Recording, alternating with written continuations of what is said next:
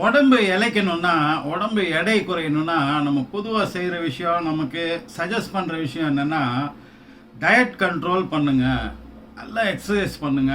Walking பண்ணுங்க. நல்ல சந்தோஷமா மனச வந்து வச்சிருங்க. இந்த மாதிரியான விஷயங்கள் தான் சொல்லுவாங்க.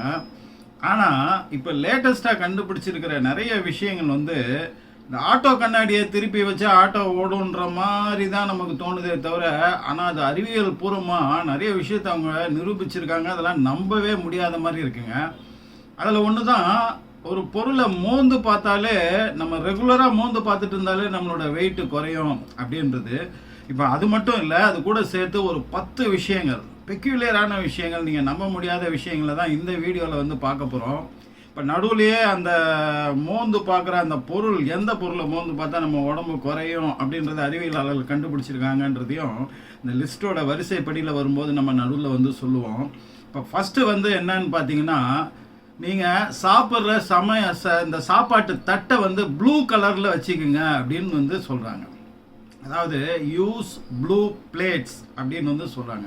இதை பத்தி நம்ம ஆல்ரெடி ஒரு வீடியோவில் டீட்டெயில்டாக பேசியிருக்கோம். இந்த ப்ளூ கலர் எப்படி சைக்கலாஜிக்கலாக நம்மளை அஃபெக்ட் பண்ணி நம்மளை அதிகம் சாப்பிட விடாத அந்த சாப்பாட்டு மேலே ஒரு ஒரு ஒரு ஒரு சின்ன வெறுப்பு தன்மை, சாப்பிடணுன்ற மூடு இல்லாத ஒரு தன்மையை எப்படி வந்து சைக்கலாஜிக்கலாக உருவாக்குதுன்னு. இந்த பிளேட்டு மட்டும் ப்ளூ இல்லைங்க, நீங்கள் போட்டிருக்கிற ட்ரெஸ்ஸு, நீங்கள் யூஸ் பண்ணுற நாப்கின், கழுத்தில் கட்டுற நாப்கினோ, இல்லை அந்த மேஜை விரிப்போ, இல்லை மேஜையோ, இல்லை சுற்றி இருக்கக்கூடிய ஜன்னல்களோ, அந்த சுவரோ, அந்த டைனிங் ஹாலினுடைய சுவரோ எல்லாமே வந்து ப்ளூ பேஸில் இருக்கிற மாதிரி பார்த்துக்கிட்டிங்கன்னா உங்களால் அதிகம் சாப்பிட முடியாது.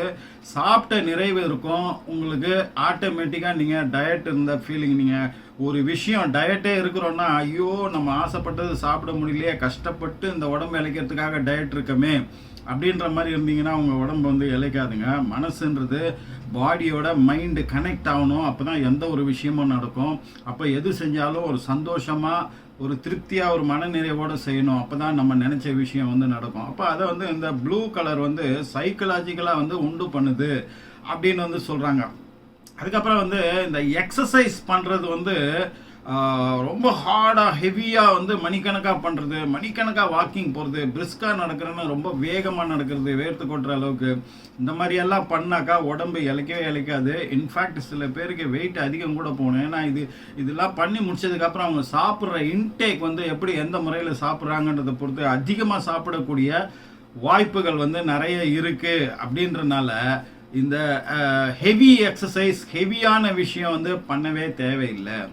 ஒரு 30 நிமிஷம், ஒரு மாடரேட்டான இது, லைட்டாக பாடி ஷேக்ஸ் இருக்கிற மாதிரி அந்த அளவுக்கு பண்ணிங்கன்னா, வாக்கிங் கூட ரொம்ப பிரிஸ்காலாம் பண்ணணும்னு தேவையில்லை. கேஷுவல் வாக்கிங், நீங்கள் இந்த வாக்கிங்கையோ எக்ஸசைஸையோ என்ஜாய் பண்ணி வந்து நீங்கள் பண்ணணும். அதை நம்ம கடைசியாக அதை பற்றி டீட்டெயில்டாக சொல்லுவோம். ஒரு சைக்கலாஜிக்கல் மேட்ரு ஒன்று இருக்குது.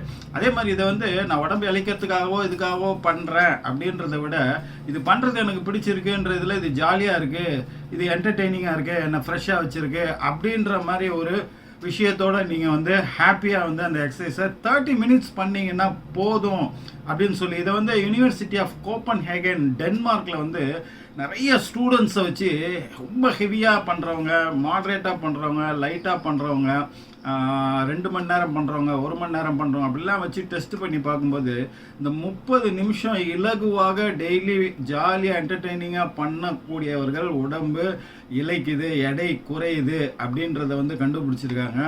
நம்ப முடியல. சரி, அடுத்தது ஈட் ஸ்லோலி அண்ட் அலோன் அப்படின்றாங்க. அதாவது மெதுவாக சாப்பிட்ணும், தனிமையில் சாப்பிட்ணும். இது ரொம்ப ரொம்ப அற்புதமான ஒரு கண்டுபிடிப்புங்க.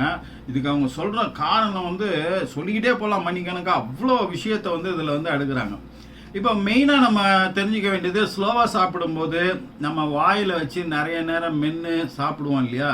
அப்படி மெல்லும் போது இந்த சலைவால், இந்த கிளான்ஸு, நம்ம வாய் தாடை பகுதியும் நாக்கு கடியிலையும் உள்ள அந்த சுரப்பிகள், அதுதான் மிக மிக முக்கியமானது. நம்ம வயிற்றை ஜீரணம் பண்ணக்கூடிய, நம்ம சாப்பிட்ட உணவை ஜீரணம் பண்ணக்கூடியதும் அதில் உள்ள சத்துக்களை உறிஞ்சக்கூடிய பல்வேறு நிலைகளில் இந்த கிளான்ஸில் உள்ள இந்த சுரப்பிகள் மிக மிக அது ஏகப்பட்ட விஷயம் அந்த உமிழ்நீரில் வந்து சுரந்து கலக்குது.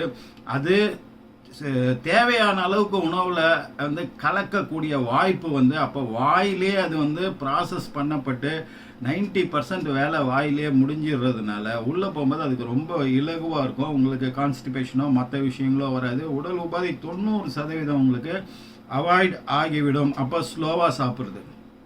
ஈட் அலோன் அப்படின்றாங்க. இதை பற்றி அடுத்த ஒரு டாப்பிக்லேயும் இன்னும் டீட்டெயிலாக பேசுவோம். ஈட் அலோன்னா இப்போ நீங்கள் பந்தியில் உட்காந்தே சாப்பிட்றீங்கன்னு வச்சுங்க, பக்கத்தில் உள்ளவங்களாம் சாப்பிட்டு முடிச்சிட்டாங்கன்னா ஐயோ சீக்கிரம் சாப்பிட்டு முடிச்சிட்டாங்களேன்று நீங்கள் லபக்கு லபக்குன்னு அள்ளி போட்டு மெல்லாமையும் அப்படியே ஃபுட்டை முழுங்குவோம் இல்லையா? அந்த மாதிரி பண்ணுறது உடல் நலத்துக்கு கேடானது. அதுதான் கொழுப்பாக மாறி, ஏன்னா இந்த உமிழ்நீர் சுரக்கும் போது குறிப்பிட்ட வகையான உமிழ்நீர் வந்து இந்த ஃபேட்டை உடைச்சி அதை கரைச்சி அதில் உள்ள எனர்ஜியை கன்வெர்ட் பண்ணி நம்ம உடலுக்கு கொடுக்கக்கூடிய வேலையை செய்து அது சரிவர கலக்காமல் போயிடும். அள்ளி போட்டுட்டு முழுங்காதீங்க. அவசரமாக நீங்கள் எங்கே போகிறீங்கன்னாலும் இந்த மாதிரி கடகடன்னு சாப்பிட்றது, அதே மாதிரி கூட்டத்தில் உட்காந்து சாப்பிடும்போது பேசிக்கிட்டே நம்ம சாப்பிடும்போது எவ்வளவு சாப்பிட்றோம் அப்படின்றது தெரியாது. நமக்கான உணவு என்ன, இதை தான் நான் சாப்பிட்ணும் அப்படின்னு செலக்ட் பண்ணி வச்சு சாப்பிட தோணாது. அதிகமாக சாப்பிடுவோம். அப்போ பேச்சு கூட்டம் இது இருக்கும்போது நம்மளுடைய இது வந்து டைவர்ட் ஆகுது. ஸோ நீங்கள் தனிமையில் உட்காந்து சாப்பிடுங்க, மெதுவாக சாப்பிடுங்க. இதுதான் அடுத்த விஷயம். இது கூட ரிலேட்டான விஷயம்தான். நீங்கள் சாப்பிடும்போது கம்ப்யூட்டர் முன்னாடியோ ஃபோனை பார்த்துக்கிட்டோ இல்லை டிவி முன்னாடியோ உட்காந்து சாப்பிடாதீங்க. உடல் எடை அதிகரிப்பதற்கும் நீங்கள் வெயிட் போடுவதற்கும் இதுதான் மிக மிக மிக முக்கியமான காரணம். அது எந்த உணவுப் பொருளாக இருந்தாலும். இன்னும் கேட்டிங்கன்னா இந்த நொறுக்கு தீனின்னு சொல்கிறோம் இல்லையா, அதை வந்து இந்த விஷயங்களுக்கு முன்னாடி வச்சுட்டு சாப்பிட்றது வெரி வெரி டேஞ்சரஸான விஷயம். ஏன்னு கேட்டிங்கன்னா, நீங்கள் எவ்வளவு சாப்பிட்றீங்க, அந்த உணவினோட ருசி என்ன, அதனுடைய டேஸ்ட் எப்படி இருக்குது, உப்பு இருக்கா காரம் இருக்கா, என்ன வகையான டேஸ்ட் இருக்குது, எதுவுமே உங்களுடைய மூளைக்கு நீங்கள் சொல்லப்படுவது கிடையாது. அப்படியே லபக்குன்னு நம்ம சாப்பிட்டுக்கிட்டே இருப்போம். அளவே தெரியாது. அளவு பார்த்து நம்ம சாப்பிடணும். நம்ம பசி நிறைந்து விட்டது என்றால் அதோடு அதை வந்து ஸ்டாப் பண்ணிக்கணும். ஆனால் ஒரு கம்ப்யூட்டர் முன்னாடியோ டிவி முன்னாடி செய்யும்போது நீங்கள் என்ன சாப்பிட்றீங்க, அது என்ன ருசி, என்ன அளவு, எதுவுமே உங்களுக்கு தெரியாது. அதனால் அளவுக்கு அதிகமாக தேவைக்கு அதிகமாக சாப்பிட்ற விஷயம் வந்து ஒன்று நடக்கும். அதனால் அதை வந்து அவாய்ட் பண்ணுங்கள். இது வந்து American journal of clinical nutrition அப்படின்றவங்க மிகப்பெரிய ஆய்வு பண்ணி இதில் பல வேறு விஷயங்களை வந்து டீட்டெயில்டாக சொல்கிறாங்க. அதெல்லாம் நம்ம சொல்லலை, பொதுவாக இதை அவாய்ட் பண்ணியிருக்கேன்னு அவங்க ஒரு சஜஷன் ஒன்று சொல்கிறாங்க. இன்ஃபேக்ட் முடிந்தால் உங்களுக்கு முன்னாடி ஒரு பெரிய கண்ணாடியை வச்சுக்கிட்டு நீங்கள் சாப்பிடுங்க. அப்போ நீங்கள் அடிக்கடி அந்த கண்ணாடியை பார்க்கும்போது நீங்கள் சாப்பிட்றீங்க அப்படின்ற விஷயம் வந்து உங்கள் மூளைக்கு தெரிவிக்கப்படும். அதனுடைய அளவு இது இப்போ நீங்கள் சாப்பிட்றத நீங்களே பார்க்க முடியாது இல்லையா? கண்ணாடியில் பார்க்கும்போது சைக்கலாஜிக்கலாக ஒரு எஃபெக்ட் என்னென்னா, அந்த அப்படைட்டை வந்து பசியின்மையை இப்போ உருவாக்கி இந்த நொறுக்கு தீனி மற்ற விஷயங்கள் மேலே ஒரு அவர்ஷன் வருவதற்கு அது பயன்படுது அப்படின்றத அவங்க அறிவியல் ரீதியாக ஆய்வு பண்ணி வந்து சொல்கிறாங்க. அதுக்கு அடுத்தது வந்து நீங்கள் சாப்பிடக்கூடிய ரூம், அந்த இடத்த வந்து ஓவர் ஹீட் இல்லாத மாதிரி பார்த்துங்க. நீங்கள் சாப்பிட்ற இடம் வந்து ஃபேன் இல்லாமல் காற்றோட்டமாக இல்லாமல் இருந்ததுன்னா என்ன நடக்கும் அப்படின்றத ஜேர்னல் ஆஃப் ஒபிசிட்டி ரிவ்யூஸில் வந்து ரொம்ப டீட்டெயில்டாக போட்டிருக்காங்க. மெயினான பாயிண்ட் அவங்க என்ன சொல்கிறதுனா, நீங்கள் ஒரு ஹாட்டான ஸ்பைசியான காரசாரமான ஒரு உணவை வந்து நீங்கள் சாப்பிடும்போது உங்களுக்கு வேர்த்து கொட்டும் பார்த்தீங்களா? ஏன்னு கேட்டிங்கன்னா, நீங்கள் இருக்கிற ஹாட்டான இதில் உணவு உள்ளே போகும்போது உங்கள் உடல் என்ன பண்ணுன்னா, ஆட்டோமேட்டிக்காக உடலை குளிர்விக்க தன்மையை வந்து விஷயத்தை வந்து அது பண்ண ஆரம்பிக்கும். அப்போ எவ்வளோக்கு எவ்வளோ நீங்கள் சாப்பிட்ற உணவுலேயும் அந்த ஹாட்டு அந்த ஒரு ஸ்பைசினஸ் இருக்கோ அந்த அளவுக்கு அது ஒரு 10 மடங்கு அது குளிர்விக்க தன்மையை வந்து உள்ளே உண்டு பண்ணும். இப்போ நமக்கு உடலை ஜீரணம் பண்ணுவதற்கும் ஜீரண மண்டலம் வேலை செய்வதற்கும் ஹீட் எனர்ஜி வந்து தேவை.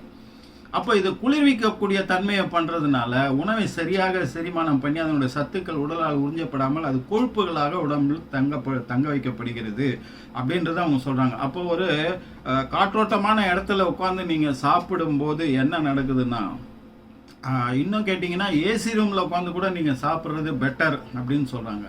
இந்த ரொம்ப குளிர்தன்மை உள்ள இடத்துல உட்காந்து சாப்பிடும்போது உடல் வந்து அதை பேலன்ஸ் பண்ணுறதுக்கு ஒரு ஹீட்டை ப்ரொடியூஸ் பண்ணும்.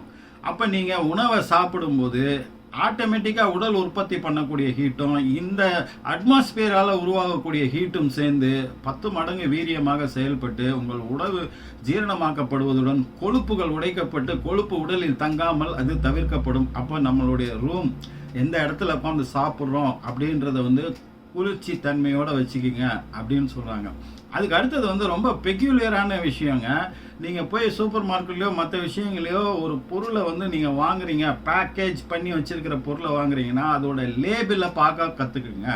அதோட இன்க்ரீடியன்ட்ஸ் என்ன, அது என்னென்ன பொருள்கள் அதில் கலந்துருக்கு, அதை எப்படி ப்ரிப்பேர் பண்ணணும் அப்படின்ற ஃபுட் லேபிளில் அதை பார்க்குற பழக்கம் நிறைய பேருக்கு வந்து இருக்கும். அது ஒன்று, அது எக்ஸ்பைரி ஆகிடுச்சா இல்லையா, அதோட ரேட்டு அதெல்லாம் கூட நீங்கள் பார்க்கலாம். அப்படியே நீங்கள் பார்க்கும்போது அதில் உள்ள இன்க்ரீடியன்ட்ஸ் என்னென்ன கலந்துருக்காங்க அப்படின்னும் போது நிறைய விஷயம் வந்து சொல்கிறாங்க. ஜேர்னல் ஆஃப் கன்சியூமர் அஃபேர்ஸ் அப்படின்றதுல அப்படி பார்க்கும்போது சைக்கலாஜிக்கலாக நமக்கு ஒரு எஃபெக்ட் என்னன்னு கேட்டிங்கன்னா, இதில் இந்தந்த பொருள்லாம் கலந்துருக்கு, ஐயோ அது சாப்பிடக்கூடாது அப்படின்னு நிறைய அவாய்ட் பண்ணுவதற்கும், நமக்கு நிறைய சைக்கலாஜிக்கலாகவே ஒரு அவேர்னஸ், இவ்வளோ விஷயம் உள்ளதை நம்ம சாப்பிட்றோமா அப்படின்ற ஒரு அவேர்னஸும், நிறைய விஷயம் இன்டைரக்டாக சைக்கலாஜிக்கலாக நம்ம அஃபெக்ட் பண்ணி நம்ம தேவையில்லாத பொருட்களையும், இந்த நொறுக்கு தீனி சம்மந்தப்பட்ட உணவுகளையும், பேக்கேஜ்டு பொருள்களையும் வாங்குவதையும் சாப்பிடுவதையும் நம்ம அவாய்ட் பண்ணுவோம் அப்படின்னு வந்து சொல்கிறாங்க. இது வந்து ஜேர்னல் ஆஃப் கன்சியூமர் அஃபேர்ஸில் வந்து இதை பற்றின ஆய்வறிக்கை வந்து ரிலீஸ் ஆயிருக்கு. மோர் யோகாட் அண்ட் நட்ஸ், அதாவது சிம்பிளாக வந்து நம்ம என்ன பண்ணணும்னா, அந்த நட்ஸ் எல்லாம் காஸ்ட்லியான விஷயம், நம்ம சிம்பிளாக தயிர் நிறைய சேர்த்து சாப்பிட வேண்டும். நம்ம சாப்பிட்ற எல்லா பொருள்லையுமே வந்து மெயினாக அதிகமாக சாப்பிடக்கூடிய அந்த மீல்ஸ், அந்த விஷயத்தில் வந்து தயிர் சேர்த்து கொண்டு சாப்பிடுவது, அடிக்கடி தயிர் சாப்பிடுவது வந்து மிக மிக நல்லது. அதில் ப்ரோபயோட்டிக்ஸ், நிறைய உடலுக்கு நல்லது செய்யக்கூடிய பாக்டீரியாக்கள் இருக்கிறது அப்படின்றது ஒன்று. ஆனால் ஆட்டோமேட்டிக்காக வந்து அது நிறைய விஷயங்களில் இன்டைரக்டாக செயல்பட்டு உங்களுடைய உடல் எடையை குறைப்பதற்கு அது பயன்படுது அப்படின்னு சொல்லி Harvard school of public health பற்றி மிகப்பெரிய ஆய்வு கட்டுரையை வந்து ஒன்று ரிலீஸ் பண்ணியிருக்காங்க. அதுக்கப்புறம் நட்ஸுன்னு வரும்போது நம்ம சஜஸ்ட் பண்ணுறது பொதுவாக வேர்க்கடலை. நீங்கள் நட்ஸு, எந்த நட்ஸையாவது டெய்லி ஒரு நட்ஸு சாப்பிட்றது நல்லது அப்படின்னு சொல்கிறாங்க. ஆனால் பொதுவாக வந்து நம்ம அதெல்லாம் வாங்கிறதுக்கு நம்மக்கிட்ட நிறைய செலவாகும். அப்படின்னா வேர்க்கடலையை தினம் வந்து ஒரு கையளவு வேர்க்கடலை வந்து நீங்கள் தினம் சாப்பிடுவது நல்லது. இது லூசியானா ஸ்டேட் யூனிவர்சிட்டி வந்து இதை பற்றின டீட்டெயில்டு, இது ரொம்ப ஆச்சரியமான ஒரு விஷயம். ஏன்னா இந்த பாதாம், பிஸ்தா அப்படின்னு சொல்லி இந்த நட்ஸுகளை நிறைய சாப்பிட்றது கொழுப்பு நிறைய உள்ள பொருள். அது சாப்பிட்டோன்னா கொழுப்பு உடலில் நிறைய சேரும், உடல் எடை அதிகரிக்கும்னு தான் நம்ம இதுவரையும் நினச்சிட்டு இருந்தோம். ஆனால் லூசியானா ஸ்டேட் யூனிவர்சிட்டி ஆச்சரியமான நம்ப முடியாத விஷயத்தை வந்து சொல்கிறாங்க. என்னென்னா, இந்த நட்ஸில் எல்லாம் பிளான்ட் பேஸ்டு ப்ரோட்டீன்ஸ் இருக்குது, டயட்ரி ஃபைபர்ஸ் இருக்குது. ஃபைபர்லேயே டயட்ரி ஃபைபர் தான் இந்த உடலில் கொழுப்பு சேராமல் உடல் எடையை அதிகரிக்காமல் இருக்கிறதுக்கான பயன்படக்கூடிய இது. அது டயட்ரி ஃபைபர்னால் ஃபைபர் வந்து ஈஸியாக ஜீரணமாகக்கூடிய அந்த ஃபைபர். அப்புறம் ப்ரோட்டீன்லேயே பிளான்ட் பேஸ்டு ப்ரோட்டீன் தான் வந்து மிக சிறப்பு வாய்ந்தது, உடலுக்கு நல்லது செய்யக்கூடியது, உடல் எடை போடாமல் தடுக்கக்கூடியது. அடுத்தது மோனோ பாலி அன்சாச்சுரேட்டட் ஃபேட்ஸ் தான் இதில் இருக்குது. நல்ல கொழுப்புகள் தான் இருக்குது, கெட்ட கொழுப்புகள் இல்லை. அதனால் இதை மாடரேட்டான லெவலில் வந்து சாப்பிட்றது உங்கள் உடல் எடையை கண்டிப்பாக குறைக்கும் அப்படின்னு வந்து சொல்கிறாங்க. இப்போ நம்ம அடுத்த லிஸ்ட்டில் வர்றது நம்ம டைட்டிலில் சொன்னதும் தம்ப்நெயிலில் போட்ட விஷயம்தான். ஒரு பொருளை முகர்ந்து பார்த்தாலே வாசனை அப்படின்ற விஷயமே உங்கள் உடல் எடையை குறைக்கும் அப்படின்னு சொல்கிறாங்க. அப்படி என்ன பொருளை வந்து அவங்க சஜஸ்ட் பண்ணுறாங்க அப்படின்னா, பொதுவாக ஏகப்பட்ட ஆய்வுகளில் வந்து இந்த ஒரு குறிப்பிட்ட பொருள் வந்து பொதுவாக சொல்லப்படுது. அது வந்து பனானா அப்படின்னு சொல்லக்கூடிய வாழைப்பழங்கள். இந்த வாழைப்பழங்கள் கொஞ்சம் நல்ல பழுத்த வாழைப்பழங்களை நம்ம சாப்பிடணுன்ற அவசியம் இல்லை, முகர்ந்து பார்த்து கொண்டிருந்தாலே போதும் உடல் எடை குறையும். இது வந்து ரொம்ப ரொம்ப நம்ப முடியாத விஷயம்னாலும் இது ஆய்வுகளின் அடிப்படையிலான முடிவு. இது என்ன பண்ணுதுன்னு கேட்டிங்கன்னா, அதை ஸ்மெல் பண்ணும்போதே நம்மளுடைய அப்படைட்டை வந்து அது சீராக்குது. அதாவது பசியின்மையை அது உருவாக்குது. சாப்பிட்ட மாதிரி ஒரு ஃபீலிங்கை வந்து மூளைக்கே தெரிவிக்குது. நம்ம சாப்பிட்டுட்டோம், போதும், நம்ம பசி அடங்கி விட்டது என்ற ஒரு செய்தியை மூளைக்கு கொடுக்குது அப்படின்ற ஆச்சரியமான விஷயத்தை வந்து அவங்க சொல்கிறாங்க. இது கூடவே என்னென்ன விஷயத்த வந்து அவங்க சொல்கிறாங்கன்னா, க்ரீன் ஆப்பிள், நம்ம ஏன் பனானான்னு சொன்னால் அது ஈஸியாக கிடைக்கக்கூடிய பொருள். க்ரீன் ஆப்பிளும் இதே மாதிரி எஃபெக்டை உண்டு பண்ணக்கூடியது. அதை முகர்ந்து பார்த்து கொண்டு இருந்தாலே போதும் உங்களுடைய உடல் எடை குறையும். நீங்கள் ஆட்டோமேட்டிக்காக கம்மியாக தான் சாப்பிடுவீங்க. இல்லை அந்த வேலையை சாப்பிட்றதே ஒரு 4-5 வாய் சாப்பிட்டுட்டு நீங்கள் எந்திரிச்சிடுவீங்க. அதுக்கப்புறம் பசி எடுக்கணும், அப்புறம் இந்த நொறுக்கு தீனி தின்னணும், எதையாவது பரப்பரன்னு வாய் கேட்டுக்கிட்டே இருக்கிற ஃபீலிங் எல்லாமே போயிடும் அப்படின்ற ஆச்சரியமான விஷயத்த சொல்கிறாங்க. இது ரெண்டுமே இல்லைன்னா கூட உங்கள் வீட்டில் வெண்ணிலா சம்மந்தப்பட்ட எந்த விஷயம் இல்லைன்னா ஒரு வெண்ணிலா எசன்ஸு அதை வந்து நீங்கள் முகர்ந்து பார்த்தாங்களா, பெப்பர் மின்ட் அப்படின்னு சொல்லக்கூடிய பொருள் எது இருந்தாலும் அது இதெல்லாம் முகர்ந்து பார்த்து கொண்டு இருந்தாலே உங்கள் உடல் எடையை குறையணும். பட் இங்கே நம்ம நாட்டில் கண்டுபிடிச்ச ஒரு விஷயம் என்னன்னு கேட்டிங்கன்னா, இந்த ஸ்பைசியான காரசாரமான விஷயம் சமையல் பண்ணும்போது அதனுடைய வாசனையை, அது ஆவி வருது இல்லையா, அதை மூஞ்சி அதில் கிட்ட காமிச்சு அதனுடைய வாசனையை முகர்ந்து கொண்டு இருந்தாலே நம்மளுடைய உடல் எடை குறையும். அது எப்படிங்க, நல்லா காரசாரமாக டேஸ்டியாக செய்யும்போது வாசனை பிடிச்சாலே கப கபன்னு நமக்கு பசி எடுக்குதுன்னு. அது ஒரு முறை நுகரும் போது மட்டுமே பசி எடுக்கும். 10 முறை அதை செய்யும்போது நீங்கள் முகர்ந்து கொண்டே இருந்தால் உங்கள் பசி அடங்கிடும். இப்போ பிரியாணி நீங்கள் செய்கிறீங்க, இல்லை ஏதோ ஒரு ஸ்பைஸியாக நிறைய செய்கிறீங்க, அது ரொம்ப நேரம் கிச்சனில் நிற்கிறீங்கன்னு பாருங்கள், அதுக்கப்புறம் மூஞ்சில் அடித்த மாதிரி ஆயிடுச்சு, எனக்கு சாப்பிட தோணலை அப்படின்னு நிறைய பேர் சொல்ல கேள்விப்பட்டிருக்கோம் இல்லையா. அதே தான் இது. திரும்ப திரும்ப அந்த ஸ்மெல்லை வந்து நீங்கள் ஸ்மெல் பண்ணிக்கிட்டே இருக்க ஃபஸ்ட்டு டைம் ஒரு முறை 2 முறை ஸ்மெல் பண்ணும்போது உங்களுக்கு பசி எடுக்கும். அதற்கப்புறம் பசி வந்து அடங்கி போயிட்டு சாப்பிட்ட நிறைவு உங்களுக்கு ஆட்டோமேட்டிக்காக மூளைக்கு அந்த செய்தி போயிடும். நீங்கள் கம்மியாக தான் வந்து சாப்பிடுவீங்க. அடுத்த விஷயம் வந்து காரசாரமாக உணவை வந்து சாப்பிடுவது. நல்லா கொஞ்சம் காரம் அதிகமாக. இதில் என்னன்னு கேட்டிங்கன்னா, சிகப்பு மிளகாயை அதிகம் பயன்படுத்தினா உடல் எடை குறையும் அப்படின்னு வந்து கண்டுபிடிச்சிருக்காங்க. சிகப்பு மிளகாயை அதிகம் பயன்படுத்தி நீங்கள் உணவில் சேருங்க. அப்புறம் சாப்பிட்றதுக்கு முன்னாடி இந்த சிகப்பு மிளகாயை கடித்து சாப்பிட்டுட்டு அதுக்கப்புறம் வந்து நீங்கள் சாப்பிட ஆரம்பிச்சிங்கன்னா நீங்கள் கம்மியாக தான் சாப்பிடுவீங்க, உங்களால் அதிகம் சாப்பிட முடியாது. அப்புறம் இந்த நிறைய சைட் டிஷ்ஷஸ், நுறுக்கு தீனி இதெல்லாம் சாப்பிட்றதெல்லாம் வந்து உடல் ஏற்றுக்காது, உங்கள் வாய் கேட்காது அப்படின்ற ஒரு விஷயம். ஸோ ஸ்பைசியாக ஹாட் பெப்பர்ஸ் அப்படின்னே சொல்கிறாங்க. இந்த சிவப்பு மிளகாய் அதிகம் பயன்படுத்தி நீங்கள் உணவில் வந்து சாப்பிட்ணுன்னு. அதுக்கு அடுத்த விஷயம், பிளென்டி ஆஃப் வாட்டர்ஸ், நிறைய தண்ணி குடித்தாலே உடம்பை இழைச்சிரும் அப்படின்னு வந்து சொல்கிறாங்க. இது குறிப்பாக காலையில் எழுந்திரிச்சோன்னா 2 கிளாஸ் தண்ணி குடிங்க, தூங்க போகும்போது 2 கிளாஸ் தண்ணி குடிங்க அப்படின்றது பொதுவான விதி. இது பொதுவாக பயன்படுத்த வேண்டியது. அப்புறம் சாப்பிட்றதுக்கு ஒரு 1/2 அன் ஹவருக்கு முன்னாடி 1 கிளாஸ் தண்ணியை குடிச்சிட்டு அதுக்கப்புறம் சாப்பிடுங்க. குறிப்பாக மத்தியானம் மீல் சாப்பிடும்போது 1 கிளாஸ் தண்ணியை குடிச்சிட்டு சாப்பிட்டீங்கன்னா நீங்கள் கம்மியாக தான் சாப்பிடுவீங்க. அப்போது ரெகுலராகவே உங்கள் பாடியை ஹைட்ரேட்டடாக வச்சுக்கிட்டாலே உடலில் உள்ள ஜீரண மண்டலம் ஒழுங்காக வேலை செய்யும். ஜீரண மண்டலம் அதில் உள்ளது, அது கூட சேர்ந்து இந்த கல்லீரல் மாதிரியான விஷயம், கணையம் மாதிரியான விஷயம், இது எல்லாம் சரிவர இயங்கினாலே உங்கள் உடம்புல கொழுப்பு சேராது. அது உடைக்கப்பட்டு அதுலேருந்து எனர்ஜி எடுக்கப்பட்டு குளுக்கோஸாக மாற்றப்பட்டு அப்படி பல்வேறு விதத்தில் வந்து அது உடலுக்கு பயன்படும்படி மாற்றிவிடும். அது உடலில் போய் தங்கவே தங்காது. அப்போ பிளென்டி ஆஃப் வாட்டர் அப்படின்ற விஷயம்.